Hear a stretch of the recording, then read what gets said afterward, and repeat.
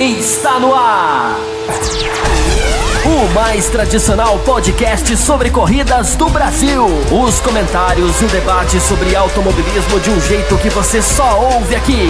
A partir de agora, Bárbara Franzin, Thiago Raposo, Diogo Gomes, Thiago Rosa e Fábio Campos apresentam Café com Velocidade. Café com Velocidade. A dose certa na análise do esporte a motor. Fórmula Indy.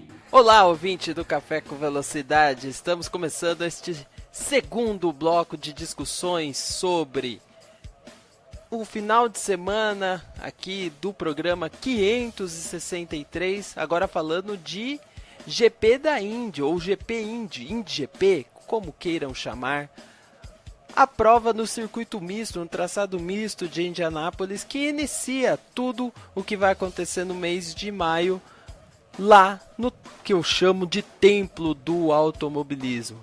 O templo se abre para os fiéis antes da prova mais tradicional da categoria, uma das mais tradicionais, se não a mais tradicional do automobilismo mundial. Mas já tem um tempo que eu tô para falar, já tem um tempo que isso precisa ser comentado. Não sei quem quer iniciar essa discussão. Eu vou escolher Diogo Gomes porque ele tá há muito tempo sem falar da Indy. Eu sei que ele quer falar a respeito, mas parece que o pacote ajudou alguns pilotos a terem destaque, mas não as provas a serem tão melhores quanto eram no passado. Mais uma corrida que tradicionalmente é morna todos os anos e que foi, como você usou na abertura do programa, Diogo Gomes, foi morna novamente. Foi morna novamente, bem infelizmente, porque é um circuito que eu acho muito bonito. Eu não tô falando do oval, não, tô falando bem dessa parte interna do Gomes, bem interessante. Mas eu lembro que na época da Fórmula 1, né, a Fórmula 1 corria, ele era bem criticado, mas eu gosto do layout como todo e tudo mais, e toda essa ideia deles de usarem esse GP como abertura do mês de maio, que vai terminar lá na Indy 500 e tudo mais. Toda essa ideia eu acho muito, muito legal, mas é uma pena que as corridas não tenham uma qualidade tão boa, né? Isso, como você citou, se repete ao longo do tempo e, poxa, é complicado porque não dá nem para pensar em mudanças, porque já foi feita uma mudança gigantesca, né, para esse ano, como já foi explicado muito aqui no Café com Velocidade, com relação àqueles aerodinâmicos e tudo mais. Achei a corrida bem morna, a corrida foi basicamente... Ela foi ganha por um piloto que teve muito mais ritmo do que os outros, é um piloto que já anda muito bem nessa pista, e é uma pista em que a Penske tem um histórico muito positivo, né? Então, se unir uma coisa a outra, nós tivemos pole, vitória de Will Power com mais de 50 voltas lideradas, eu acho que foi exatamente 50 voltas lideradas, algo do tipo. O Wickens até liderou a prova ali durante um certo momento, mas cerca de 20 voltas, mas não exatamente a ponto de colocar se colocar na posição de vencer, né? Porque, claro, que ele estava ali, ele tinha chances. Ele estava na liderança, ele tinha chances. Mas assim que o Power colocou os pneus vermelhos, né, mais macios, ele começou a descontar muito em cima do Wickens na segunda parte da corrida e, sabe, dali pra frente foi mais fazer a ultrapassagem, até fácil, eu diria, e depois só administrar. Então, lá para trás também nós tivemos brigas. Teve um acidente, né, logo no início, mas de resto não muita coisa para ser destacada, pelo menos de positiva. Então, foi um GP morno, foi bem morno, poucas brigas, né? Tem alguns acidentes, como o de Garden, por exemplo, mas no geral eu acho que é uma corrida abaixo do que a gente vinha esperando. Eu até tiro da conta da categoria a questão de Long Beach, porque para mim o Long Beach é igual ao Mônaco. Eu não consigo ir para Mônaco e esperar uma corrida boa. Às vezes até sai. 1 em 1 milhão, mas até sai. Mas eu não consigo ir para Long Beach para uma corrida boa. Então eu meio que até conto como algo totalmente fora da curva. Eu desconsidero. Em termos de analisar a qualidade de corridas produzidas, pela categoria. Mas essa é uma prova que eu esperava algo a mais pela mudança. Apesar do histórico negativo, mas infelizmente não foi isso o caso, né? Foi mais uma corrida chata, mais uma corrida definida muito facilmente. Thiago Raposo, você concorda com essa visão de Diogo Gomes? E mais importante, você acha que existe ainda alguma possibilidade de vermos uma corrida boa especificamente neste traçado misto de Indianápolis, com a chicane entrando na reta oposta, com o traçado ser no sentido inverso do que é ou do que era o traçado, por exemplo, da MotoGP, no mesmo sentido que era o traçado da Fórmula 1? Você acha que existe possibilidade de corridas serem melhores com esse tipo de pista? Olha, Rosa, eu não concordo muito com o Diogo, não. Tá certo que não foi uma corrida daquelas de tirar o fôlego, não foi uma Michigan, ou não foi uma Fontana, também, algo né, parecido. não tem como comparar aí, né? É que eu sempre gosto de lembrar dessas quando for fazer a provocação da Indy. Pô, mas eu vi muitos momentos interessantes. No começo eu vi o Wiggins brigando com o Bordet ali pela segunda posição. Achei uma briga interessante. Depois o Wiggins brigando com o Will Power foi interessante, né? O Wiggins passou, depois tomou o troco, passou de novo e tomou o troco novamente, né? Briga ali pela liderança. Tá certo que o Power depois, sei lá, nas últimas 20, 30 voltas, dominou sozinho, mas assim, foi interessante a briga desses dois. O Newgarden tentando também pegar carona aí numa ultrapassagem e passando do ponto e errando. Um Dixon tentando estratégias diferentes e conseguindo subir. A volta do Elinho eu achei interessante, né? Apesar de achar muito estranha aquela estratégia que fizeram com ele, né? De meter ele com os pneus de banda preta e ele ter sido um dos primeiros a parar, parou até antes de pilotos com a banda vermelha.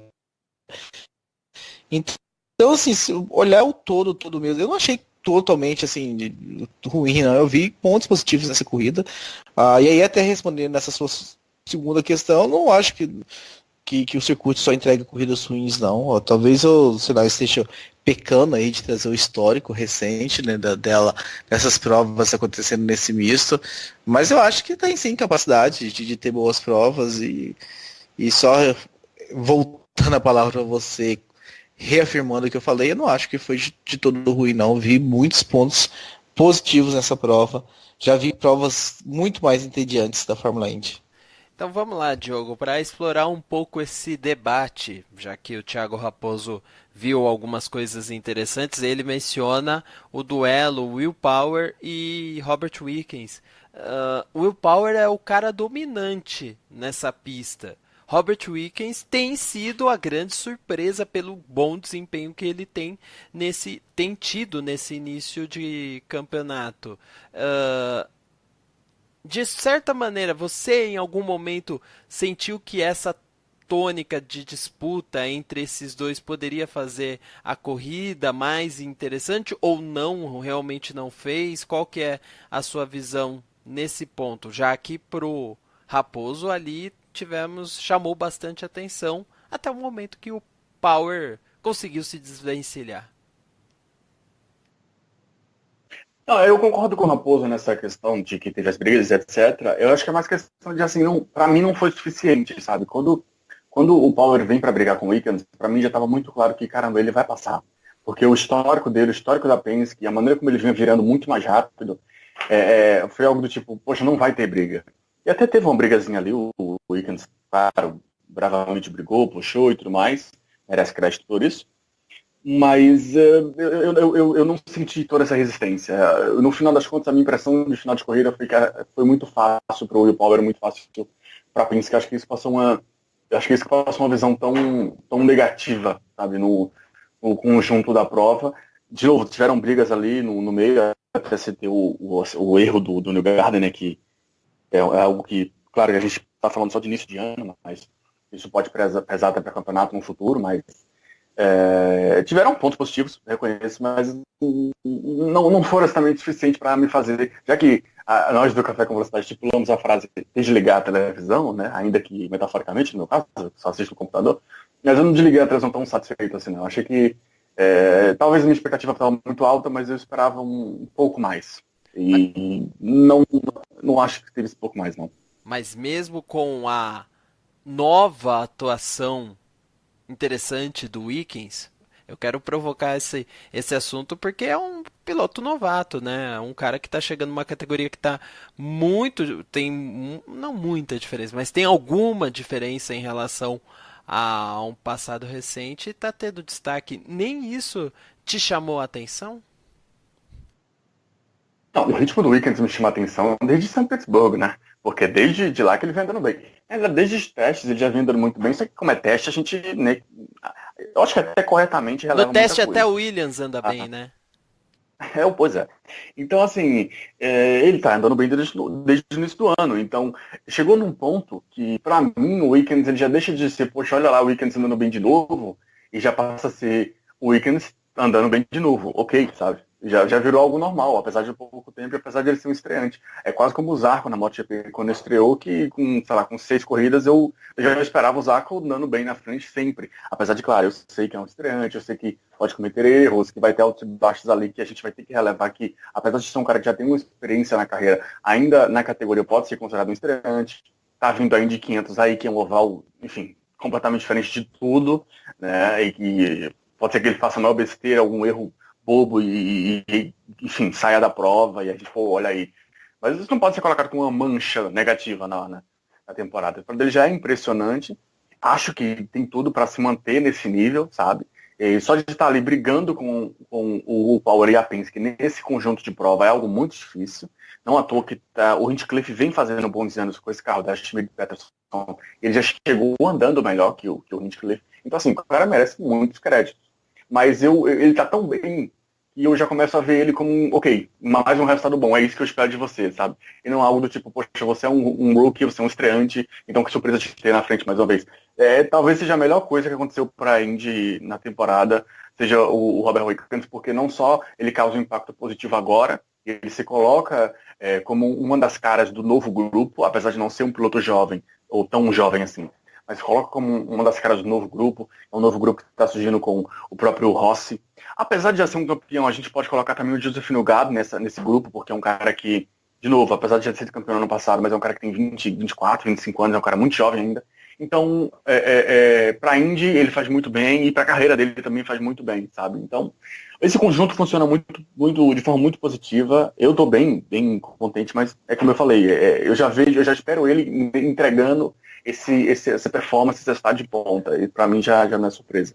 E por falar em resultado de ponta, Thiago Raposo, o que dizer, como sempre, de Scott Dixon? Parece que titubeou ali um pouco no começo, agora já vem aí de uma sequência boa, 2 top 5, né, no campeonato. Ainda não liderou provas, mas já chegou colado, vamos dizer assim, né, ou próximo do Will Power, numa prova que parecia que o Power iria dominar com uma estratégia diferente, mas daquelas estratégias que só o Dixon consegue construir. Será que ele está pegando essa mão que no início parecia que ele ainda não tinha desse novo carro? Eu ainda acho cedo, apesar de todo o histórico do Dixon e apesar de estar numa Ganassi e tudo, porque essa prova teve essa questão, né, de partir para estratégia diferente e tal. Eu até não tenho certeza, não sei se vocês lembram, mas eu acho que ele não foi beneficiado assim diretamente dessa estratégia, aquela caso de parar e vir um safety car e livrar a cara dele. Eu acho que só foi o fato de andar mais sozinho na pista, né, de parou mais cedo, aí voltou com pista livre e ganhou um tempo e assim ele foi galgando posições e tudo mais. Mas ainda acho cedo ainda, né? Acho que a gente precisa ainda mais de alguns resultados mais expressivos dele, porque a gente sabe que o Pagenaud teve um problema logo de cara ali no começo da corrida, o Newgarden, que é um cara que poderia brigar também, cometeu um erro ali.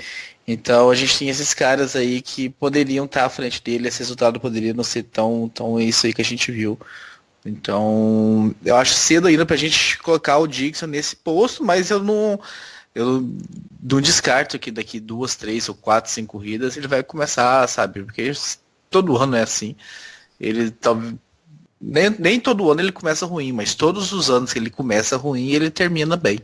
Ele sempre consegue, junto com a equipe, dar uma volta por cima e nunca termina por baixo no campeonato. Bom, ele já está na 4ª posição do campeonato, já está chegando ali no bloco da frente, mas ainda tem uma certa distância que pode ser também dizimada dependendo daquilo que acontecer no final de maio nas 500 milhas, que ali a pontuação é um pouco maior, então a diferença tende a cair. A diferença que, por sinal, caiu entre Newgarden e Rossi, né? Vocês mencionaram a respeito do erro do Newgarden. O Rossi também jogou as fichas na questão da estratégia e pode-se dizer que deu um pouco de dividendos no caso do piloto da Andretti, né, Raposo? Você espera que essa seja, já que a gente falou de prognósticos aí, chegou do prognósticos do Dixon, ou você falou dos prognósticos do Dixon para essa temporada, e do Newgarden e do Rossi, será que pode ser essa gangorra? Uma prova, o Rossi tem uma vantagem, na outra o Newgarden tem uma pequena vantagem, e o quão benéfico é isso para a categoria, já que são 2 pilotos americanos, jovens, ainda de muito futuro para frente? Eu acho excelente, né? Porque é uma categoria que passou muito tempo sofrendo com a falta de renovação, uma categoria que passou muito tempo vivendo apenas de Dario Franchitti, Scott Dixon, Will Power, a Tony Kanaan, Hélio Castro Neves. Só esses nomes, né, esses dinossauros aí, não vinha renovação, todo mundo que aparecia novo ali não aparecia, mas não aparecia, né, problemas da língua brasileira, e todos que surgiam não apareciam, então é muito interessante, eu acho bem legal, né, ver o Rossi e o Newgarden se destacando, à frente, né, o Power e o Dixon, esses caras ainda estão lá, mas o Rossi foi lá e conquistou o espaço dele. Tem o próprio Pagenot também que entrou nessa disputa, né? Acho que o Pagenot se enquadra também nessa turma aí. Ele já não é tão novo de idade, mas é novo na categoria, então acho que se enquadra também. Mas eu espero que eles venham, sabe, em algumas provas ir pro mano a mano, né? Eu não espero que eles fiquem alternando corrida boa com corrida ruim um com o outro e a gente não veja realmente esse duelo acontecer. O Rossi até começou muito discreto, né, nesse final de semana, mas no finalzinho apareceu, fez uma belíssima ultrapassagem para cima do Sebastian Bourdais lá na frente, na briga pela 4ª colocação. E o Bourdais deu o troco nele depois e tudo, então foi uma briga interessante do Rossi com o Bourdais. E o Newgarden tem um erro, né? Acabou passando reto, rodou lá, né, e tudo mais, depois vinha tentando recuperar a posição e tudo mais, acelerando mais do que podia e tudo mais. Então, não foi muito final de semana do Newgarden, e o Rossi conseguiu aí, então, lucrar em cima disso. Diogo Gomes, o que você tem a falar sobre esses dois? Olha, o Raposo já falou muito bem. Eu acho que são pilotos que a gente meio que tem um roteiro, pode usar essa expressão, já meio que definido, né, de como as coisas vão caminhando ali, principalmente quando a gente fala de Dixon, né, impressionante como ele consegue crescer durante o campeonato e sempre terminar o ano muito bem, sendo campeão ou não. Sobre o Newgarden especificamente, a gente viu ali uma face do Newgarden bem específica, né? Só corrigindo, eu falei que ele tinha 24 anos, na verdade ele tem 27. Ainda considera bem jovem, mas tem alguns aninhos a mais. Mas voltando sobre o Newgarden, eu acho muito... A gente viu uma questão muito específica que é um erro bobo do Newgarden. Eu lembro de Watkins Glen ano passado, quando ele já era líder do campeonato, já caminhava para as corridas finais, quando ele comete um erro bobo na saída dos pits, mas outros pilotos também cometeram, acho que questão de óleo na saída dos pits, algo do tipo. E a saída dos pits de Watkins Glen é bem confusa, bem longa, inclusive. Mas, tirando aquele de Glen, eu não lembrava de outro erro bobo dele. Apesar de ser um cara que não tem tanto, assim, de idade, de experiência e tudo mais, mas ele consegue ser bem regular.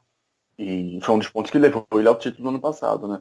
E a gente viu ele cometer um erro tão bobo ali, sabe? É um erro válido, porque é um erro de tentativa de ultrapassagem. Ele viu o espaço e tentou ir para o espaço. só que estava um pouco longe demais, né? E ali é uma chicane que em nenhum momento da corrida nós tivemos uma curvinha de 90 graus de direita, na realidade. E em nenhum momento da corrida nós tivemos tentativas de ultrapassagem ali, outras ultrapassagens de fato ali. Então, foi um ponto meio confuso a maneira como ele tentou a manobra. Mais confuso, embaraçoso ainda a maneira como ele não conseguiu segurar o carro, e o pneu dianteiro direito do carro que bate na zebra, ele vai lá em cima, ele roda, e fica tentando voltar, não consegue voltar, e depois tem que religar o carro e tudo mais, o motor. Então, assim, é uma fácil New Garden que a gente não está acostumado a ver. É um piloto cometendo erros bobos. Aconteceu para ele, infelizmente, né? Porque eu acho até que ele perde a liderança do campeonato com esse resultado no Conferência de Informação. Na verdade, ele continua com a liderança do campeonato, mas acho que 2 pontos apenas à frente. É isso agora mesmo, 178 para o New Garden e 176 para o Rossi. Maravilha. O Rossi conseguiu descontar bem, né? Porque está na quinta colocação, apesar da boa recuperação do New Garden, fechou em 11º ainda a corrida, mas assim, foi uma faixa específica dele que a gente não está tão acostumado a ver, que vimos nessa prova, mas ok, eu acho que ele pode pegar isso aí, ir para frente e crescer. É um cara que já está na liderança do campeonato há um certo tempo, vem se mantendo ali, e mesmo com esse erro conseguiu se manter a duras penas ali, né, com uma vantagem minúscula, mas ainda se mantém. Então, piloto bem interessante, sem dúvida. E os brasileiros, Thiago Raposo e Diogo Gomes? O engraçado é que o brasileiro melhor colocado é o brasileiro que voltou à categoria, que não havia ainda corrido esse ano com esse novo carro, mas claro, tá numa equipe forte, na maior equipe da categoria.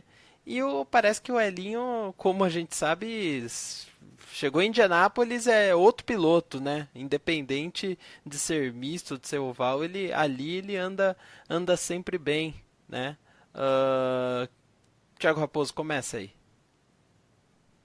Eu acho que esse seu comentário de... Lá vem. Não, eu acho que esse seu comentário de que é um piloto que está bem, sempre bem em Indianápolis, não importa se é misto ou se é oval. Eu acho que o Elinho fez o que ele estava fazendo ano passado. Era isso que ele fazia ano passado, no ano retrasado, não só em Indianápolis, mas nas outras pistas. Como ele estava lá como piloto titular, havia-se muito mais cobrança, né? Até porque o New Garden estava vencendo corridas e tal, se encaminhando pelo título, o Power conquistando bons resultados, e havia uma cobrança nossa. O Elinho, né, largando muitas das vezes na pole ou nas primeiras posições, se classificava muito bem e acabava decaindo, e terminava ali pela 6ª colocação, onde ele terminou, e havia muita cobrança. Aí ele abandona a categoria, volta como convidado, termina em 6º, a gente... Não, eu não tô só te criticando, eu concordo contigo. Nossa, que boa corrida da Elinho.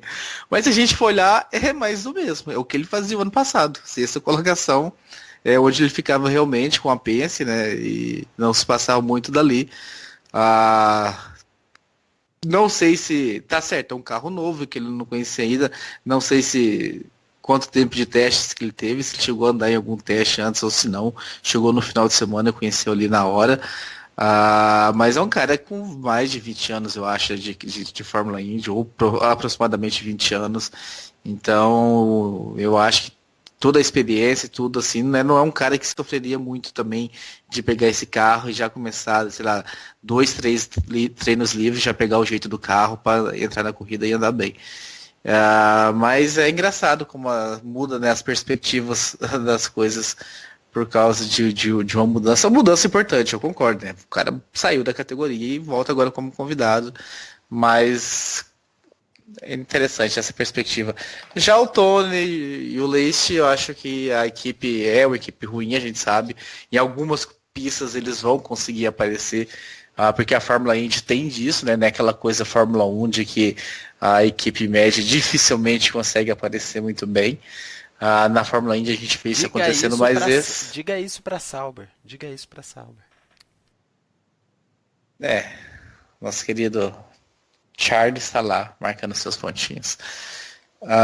Mas nessa prova não foi, né? Não foi a corrida que deles andarem bem, não apareceram bem nenhum dos dois. No final o Tony terminou em 14º e o Matheus em 20º, então passaram bem despercebido. Diogo Gomes. Olha, Eu até tava, enquanto o Raposo tava falando, eu tava tentando verificar aqui o histórico do Castro Neves no misto. Essa prova, pelo que eu consegui olhar rapidamente, ela começou a se disputar em 2014, né? E E aí foi claro terceiro. e claro que o histórico dele não se compara com o Will Power, né? Isso aí não tem nem dúvida, né? Apesar de ser um histórico Você positivo, tá, cê tá ninja, hein, ô Diogo Gomes? Que eu gosto de ter um compromisso com a verdade aqui, os nossos queridos ouvintes, pra gente realmente, novamente, não ficar com o time desfalcado. O Diogo Gomes tá gravando pelo celular, e pelo celular ele tá conseguindo fazer toda uma pesquisa e tudo mais enquanto grava. Você tá muito ninja nesse celular aí, Que Diogo com Gomes. Meus parabéns. certeza não é algo que eu conseguiria nem Thiago Raposo. E a primeira vez que eu uso Skype pra gravar, olha só. Olha só, 2014 ele foi terceiro, 2015 sexto, 2016 segundo, 2017 quinto, e agora sexto. Quer dizer, é um histórico positivo. Mas eu vou muito no que o Raposo falou na segunda parte do comentário dele, sobre o ritmo, né? Até acho que essa sexta colocação é até um pouquinho melhor do que ele vinha fazendo antes dele sair, principalmente na parte final do ano. Mas eu acho que deixou claro que se ele tivesse aí seria mais um ano, ou pelo menos não dá para deixar claro que é uma corrida. Mas nesse pedaço, podemos colocar assim, ele manteve mais ou menos os mesmos resultados que ele vinha tendo nos últimos anos. Então, ok, talvez fosse mais do mesmo. A amostragem é muito pequena pra gente falar, mas talvez fosse mais do mesmo. Eu acho que, no fundo, pro Roger Penske decidir tirar o Castro Neves e colocar ele numa outra equipe, e principalmente não chamar um outro piloto pra vaga dele, né? Em vez de chamar outro piloto, quebrar, né? Cortar um dos carros da operação Penske para servir só com três, entre aspas, só com três. Enfim, ele já, na certa, já tinha pensado muito, já tinha analisado bastante para ter essa decisão. Só algo que eu acho que passou, era para nós termos falado sobre o Power, mas se não me engano essa foi a vitória de número 200 da Penske. Eu confesso que eu não chequei essa informação antes, mas na transmissão americana acho que eles falam isso. A vitória 200 da Penske na IndyCar. Eu vou checar essa informação para verificar se é isso mesmo. Mas assim, se não for isso, é perto disso, né? É mais um daqueles números super expressivos. Eu também não tenho essa informação, até busquei aqui rapidinho, enquanto você falava, né? Nem deu muito tempo de buscar. Eu lembro que tinha alguma coisa a respeito de número de poles. O Will Power tá entrando, se não no top 5, no top 3 de poles da categoria, deixando bravo o Fábio Campos, que está em algum lugar ouvindo essa informação, top 5, top 3. Não, eu confirmei aqui, foi a vitória número 200 realmente da Penske e a número 33 do Power. O Power é o terceiro com mais poles na categoria. Consegui confirmar isso. Então, assim, foi um final de semana de recordes para ele e para Penske no misto de Indianápolis. Eu não sei se vocês repararam, eu não falei assim nome de ouvinte, tudo, chamei as discussões, mas não entramos em detalhe a respeito do que estava os nossos ouvintes estavam falando a respeito da Índia, porque não tivemos muitas perguntas, não. Tivemos, na verdade, só uma pergunta do Michael Kinopak, e eu deixei para o final porque já envolve um pouco das 500 milhas e não diretamente do Grande Prêmio, ou seja, já estão pensando no prato principal, o evento que acontece no final do mês. Então, o Kinopak, que até fez uma brincadeira conosco, que a gente falou no bloco da Fórmula 1, ele faz uma pergunta fácil. Além dos possíveis pilotos com chance de vencer Indianápolis, como Dixon, Hélio, o Rossi, que está correndo bem, Power, quem vocês apontam como piloto que corre por fora, mas com boas chances? Um Canaan? Um Wickens? Matheus Leist? Não sei se esse correr por fora do Leist que ele coloca. Seria uma zebraça na minha visão.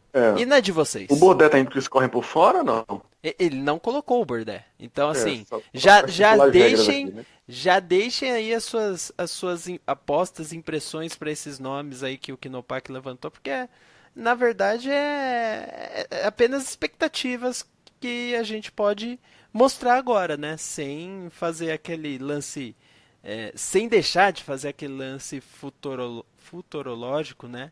Porque é palpite. É palpite. O que vocês acham, começando com o Diogo? E se a gente parar pra ver, 2016 foi o Rossi, 2017 foi o Sato. Definitivamente eu não olhava pro Alexander Rossi e falava, esse cara vai ganhar Indy em 2016. Muito menos E em o 2017 Sato. eu não falava isso do Sato. Não, Muito exatamente. Então, assim, temos 2 anos, eu confesso que eu não lembro que foi em 2015, pra ser bem honesto.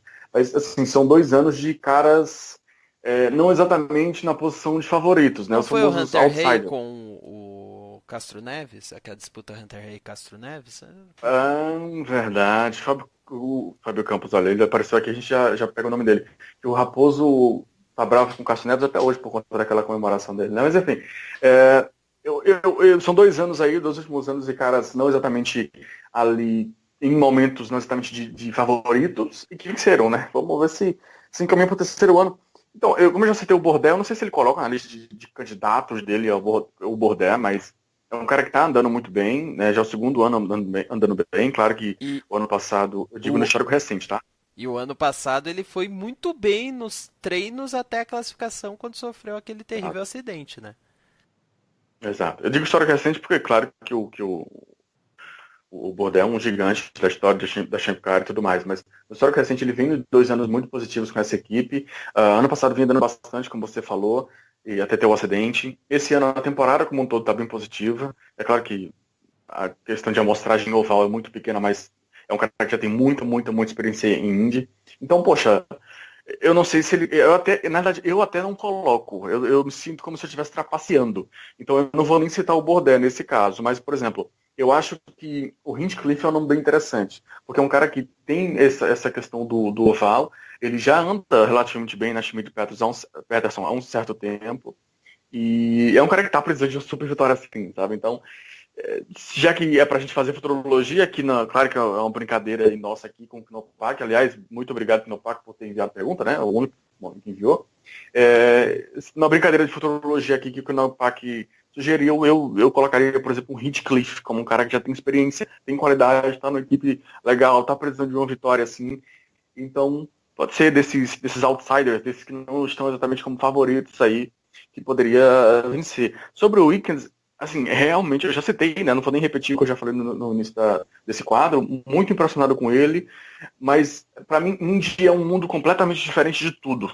De tudo. É quase como se você chegasse lá como um novo estreante. Inclusive da DTM, né? Temporada. Exatamente. Então, tudo isso aí me faz ter dúvidas. Mas tomara que ele continue impressionando. Todos por ele. Thiago Raposo? Gente, não dá pra fazer isso, não. A não sei que seja só pra brincar, porque fazer sério não dá pra fazer isso. Não, mas se é pra brincar. Pra brincar, eu falo Hélio Castro Neves, então. Passou tanto tempo aí tentando a mais uma vitória e não conseguiu, aí precisou dele sair da categoria pra ir lá e conseguir. Mas é brincadeira, porque não tem, impossível. As 500 milhas de Anápolis são características completamente diferentes, tem toda aquela questão do vácuo, tem carros e pilotos que não aparecem a temporada inteira, mas aparecem lá. Tem gente que vem correr só essa prova. Danica Petri, que vai estar lá, não sei se todo mundo se atentou a isso, mas a Danica está inscrita. Última corrida dela, da carreira, da né? vida dela. E talvez até deixe de ser a última, né, se ela vencer. Então, é impossível, né? E talvez, por ser impossível, é que faz essa corrida ter toda essa áurea aqui em cima dela, né? Não dá para prever realmente, porque lá tudo pode acontecer. Então, mas para entrar na brincadeira do Knopak, para se solidarizar com ele que foi lá e escreveu pra gente, enquanto todos os outros aí que estão nos ouvindo não escreveu, eu vou votar no Elinho. Bom, já Não, você não entendeu a brincadeira, pô. O Elinho não é segunda opção, não é segundo escalão. O cara tem 3 vitórias lá, ele é primeiro escalão, junto com o Dixon, ele é primeiro escalão. Segundo escalão, sei lá, Spencer Pigo. Não, mas o Oriol Saviar eu queria dizer, mas aí já é, sei lá, 6º escalão, né? Aí, pô, tem Jordan que ter um cara King, né? Não, nem vai Jordan correr. King, ó. Não vai correr o Jordan King? Não, ele só corre em misto. Mistos, né? O Ed Carpenter já pensou? Olha só, aí que... Mas o Ed Carpenter até que corre bem em oval, né? É aquele cara que tem a sua qualidade. Mas enfim, vamos ver aí o que vai acontecer no mês de maio, porque vem aí 500 milhas de Indianápolis, vem aí a mais tradicional prova do automobilismo americano, quiçá a mais tradicional do mundo em todos os sentidos, o gigantismo do público, as velocidades, as disputas. Vamos ver se é isso que irá acontecer neste ano de 2018. Bom, encerramos esse bloco da Fórmula Indy, encerramos o podcast também dessa semana, né? Essa edição 563. Espero ouvir e ler muitos comentários. Ficamos por aqui, até a próxima e tchau!